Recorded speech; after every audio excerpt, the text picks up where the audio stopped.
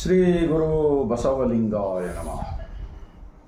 ಧರ್ಮಗುರು, ವಿಶ್ವಗುರು, ಅನುಭವ ಮಂಟಪದ ಮೂಲಕ ಸರ್ವಸಮಾನತೆಗಾಗಿ, ಸಕಲ ಜೀವಾತ್ಮರ ಲೇಷಿಗಾಗಿ, ಸರ್ವರಿಗೂ ಒಬ್ಬನೇ ದೇವರು, ಎಲ್ಲರ ಒಳಗೆ ಒಬ್ಬನೇ ದೇವರು.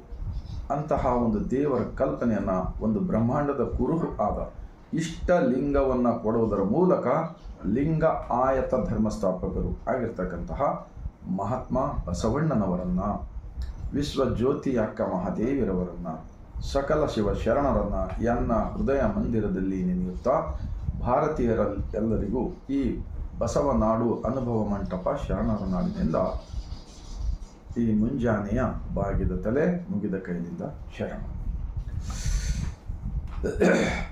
ಒಂದು ಮಹಾತ್ಮ ಬಸವಣ್ಣನವರ ವಚನ. ಗೀತವ ಹಾಡಿದರೇನು, ಶಾಸ್ತ್ರ ಪುರಾಣಗಳು ಕೇಳಿದರೇನು, ವೇದ ವೇದಾಂತಗಳನ್ನು ಓದಿದರೇನು, ಈ ಮನವಲಿದು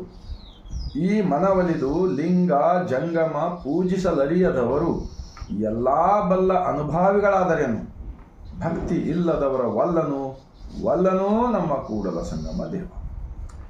ಈ ಬಸವಣ್ಣನವರ ವಚನ ಈ ಗ್ರಂಥದಲ್ಲಿ ಇದೆ. ಗೀತಾ, ಅವಾಗ ನಾವು ಬಹಳ ಚಿಕ್ಕವರಿದ್ದಾಗ ನ್ಯಾಯಾಲಯಗಳಲ್ಲಿ ಇಸ್ ಗೀತಾ ಕಿಪ್ಪರ್ ಹಾತ್ ರಕ್ಕರ್ ಖಸಮ್ ಖಾತೆ ಅಂತ ಸಿನಿಮಾಗಳದಾಗೆಲ್ಲ ಬರ್ತಿತ್ತು. ಆದರೆ ಇವತ್ತು ಅದು ಇಲ್ಲ. ಇದು ಸಂವಿಧಾನ.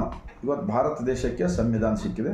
ಸಂವಿಧಾನದ ಗ್ರಂಥದ ಮೇಲೆ ಆಣಿ ಮಾಡಿ ಪ್ರಮಾಣ ಮಾಡಿ ನಾವು ನಮ್ಮ ಕರ್ತವ್ಯ ಮಾಡಬೇಕಾಗುತ್ತದೆ. ಆದರೆ ನಾನು ಕಳೆದ 27 ವರ್ಷಗಳ ಹಿಂದೆ ಬೀದರ್ನಲ್ಲಿ ಒಂದು ಬೊಮ್ಮರೆಡ್ಡಿ ಕಾಲೇಜಲ್ಲಿ ಶ್ರೀ ಸಿದ್ದೇಶ್ವರ ಸ್ವಾಮೀಜಿ ಅವರ ಪ್ರವಚನ ಭಾಳ ಒಳ್ಳೆಯವರು ಹೇಳ್ತಾರೆ ಅಂತೇಳಿ ನಾವು ಹೋಗಿದ್ದೇನೆ. ಅವಾಗ ನಾನು ಬರೀ 5 ರೂಪಾಯಿದೊಂದು ವಚನ ಗ್ರಂಥ ಪಡೆದಿದ್ದೇನೆ. ಅದರಲ್ಲಿ ಈ ವಚನ ಇತ್ತು, ಈಗ ನಾನು ಹೇಳಿದ್ದು. ಗೀತವ ಹಾಡಿದರೇನು, ಶಾಸ್ತ್ರ ಪುರಾಣಗಳು ಕೇಳಿದರೇನು, ವೇದ ವೇದಾಂತಗಳನ್ನು ಓದಿದರೇನು, ಈ ಮನವಲಿದು ಲಿಂಗ ಜಂಗಮ ಪೂಜಿಸಲರಿಯದವರು ಎಲ್ಲ ಬಲ್ಲ ಅನುಭಾವಿಗಳಾದರೇನು, ಭಕ್ತಿ ಇಲ್ಲದವರ ವಲ್ಲನೂ ನಮ್ಮ ಕೂಡಲ ಸಂಗಮ. ಈ ವಚನ ನಾನು ಓದಿದ ಸಲುವಾಗಿ ಅಲ್ಲಿ ಏನು ಹೇಳ್ತಾ ಇದ್ರು ಎಂಬುದು ನನಗೆ ಗೊತ್ತಾಯಿತು. ಅಲ್ಲಿ ಮೊದಲಿಗೆ ಸಂಸ್ಕೃತದಲ್ಲಿ ಪ್ರಾರ್ಥನೆ ಮಾಡಿಸ್ತಕ್ಕಂಥದ್ದು ಇತ್ತು ವ್ಯವಸ್ಥೆ, ಇಬ್ಬರು ಕುಳಿತುಕೊಂಡು.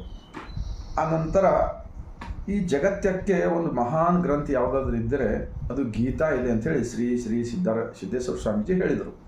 ನಾನು ತಿಳ್ಕೊಂಡೆ, ಬಸವಣ್ಣನವರು ಈ ಗೀತಾ ರಾಮಾಯಣ ಇವೆಲ್ಲ ತಿರಸ್ಕಾರ ಮಾಡಿದಾರಲ್ಲಪ್ಪ, ಮತ್ತು ಇದಕ್ಕೆ ಮಹಾನ್ ಗ್ರಂಥ ಇದೆ ಅಂತ ಹೇಳಿದ್ರು. ಮತ್ತು ಈಗ ನಮ್ಮ ಕರ್ನಾಟಕ ರಾಜ್ಯಾದ್ಯಂತ ಎಲ್ಲ ಕಡೆ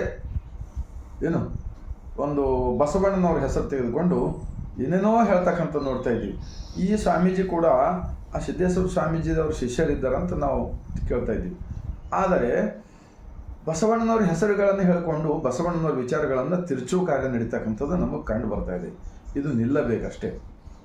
ಯಾಕೆಂದರೆ ಹಣೆಯ ಮೇಲೆ ವಿಭೂತಿ ಇಲ್ಲ, ಕೊರಳಲ್ಲಂತೂ ಇಷ್ಟಲಿಂಗ ಇದೇನೋ ಇಲ್ಲೋ ಗೊತ್ತಿಲ್ಲ, ರುದ್ರಾಕ್ಷಿ. ಯಾಕೆಂದರೆ ಬಸವಣ್ಣನವರು ಹೇಳಿದಾರಲ್ಲ, ಶ್ರೀ ವಿಭೂತಿ ಹೋಸದವರ, ಶ್ರೀ ರುದ್ರಾಕ್ಷಿ ಧರಿಸದವರ, ನಿತ್ಯ ಲಿಂಗಾರ್ಚನೆ ಮಾಡದವರ, ಸದ್ಭಕ್ತರ ಸಂಘದಲ್ಲಿ ಇರದವರ, ಜಂಗಮವೇ ಲಿಂಗವೆಂದು ಅರಿಯದವರ, ಎನಗೊಮ್ಮೆಯೂ ತೋರದಿರಯ್ಯ ಕೂಡಲ ಸಂಗಮ ದೇವ, ಶರಗೊಡ್ಡಿ ಬೇಡುವೆ ನಿಮ್ಮ ಧರ್ಮ. ಈ ಥರ ಯಾರು ಬದುಕಲ್ಲ ಅವ್ರ ಮುಖ ಕೂಡ ನೋಡಲಾಗದು ಅಂತ ಬರೆದಿದ್ದಾರೆ ಮಹಾತ್ಮ ಬಸವಣ್ಣನವರು. ಅದಕ್ಕಾಗಿ ನೋಡಿ, ಸಮಾಜದಲ್ಲಿ ಬಡತನ, ನಿರುದ್ಯೋಗ, ಅನಾರೋಗ್ಯ, ಅಜ್ಞಾನ ತುಂಬಿ ತುಳುಕ್ತಾ ಇದೆ. ಯುವಕರಿಗೆ ಓದಿ ಬರೆದು ಕೂಡ ಅವ್ರಿಗೆ ಕೆಲಸ ಇಲ್ಲ, ಜಾತಿ ಭೇದ ಹೆಚ್ಚಾಗಿದೆ. ಈ ಸ್ವಾಮೀಜಿಯನ್ನು ನಮ್ಮ ಕರ್ನಾಟಕ ರಾಜ್ಯ ತುಂಬ ಬಸವಣ್ಣನವ್ರ ಹೆಸರು ಹೇಳ್ಕೊಂಡು ಅವ್ರು ಏನೆಲ್ಲ ಮಾಡಲಿಕ್ಕೆ ಹೊರಟಿದ್ದಾರಲ್ಲ, ಅದು 100% ತಪ್ಪಾಗ್ತಾ ಇದೆ. ಅವರು ಬದಲಾವಣೆ ಆಗಬೇಕು. ಬಸವಣ್ಣನವರನ್ನು ಧರ್ಮಗುರು ಅಂತ ಒಪ್ಪಿಕೊಳ್ಬೇಕು. ಮತ್ತು ಏಕದೇವೋಪಾಸನೆ ಕೊಟ್ಟಿದೆ. ಬಸವಾದಿ ಶಿವಶರಣರು ಹೇಳಿದ್ದು, ಮಣ್ಣು ಬಿಟ್ಟು ಮಡಿಕೆಯಲ್ಲ, ತನ್ನ ಬಿಟ್ಟು ದೇವರಿಲ್ಲ. ಈ ತತ್ವ ಇದರಲ್ಲಿ ಇದೆ ಎಂದು ಹೇಳುತ್ತಾ, ಸಮಾಜದಲ್ಲಿ ಎಲ್ಲರನ್ನ ಒಳ್ಳೆಯದು ಬಯಸ್ತಕ್ಕಂಥ ಕಾರ್ಯ ನೀವು ಕೂಡಿ ಮಾಡಿದರೆ ಒಳ್ಳೆಯದಾಗುತ್ತದೆ ಅಂತಕ್ಕಂಥ ಈ ಗ್ಯಾರಂಟಿಯೊಂದಿಗೆ ಹೇಳುತ್ತಾ, ನಿಮ್ಮೆಲ್ಲರ ಹೃದಯಕ್ಕೆ ತಟ್ಟಿದೆ ಆದರೆ 150 ಕೋಟಿ ಭಾರತೀಯರಿಗೆ ಈ ವಚನದ ವಿಡಿಯೋ ತಲುಪಲಿ ಎಂದು ವಿನಂತಿಸಿಕೊಳ್ತಾ, ಮತ್ತೊಮ್ಮೆ ಬಸವನಾಡಿನಿಂದ ಸರ್ವರಿಗೂ ಶರಣ.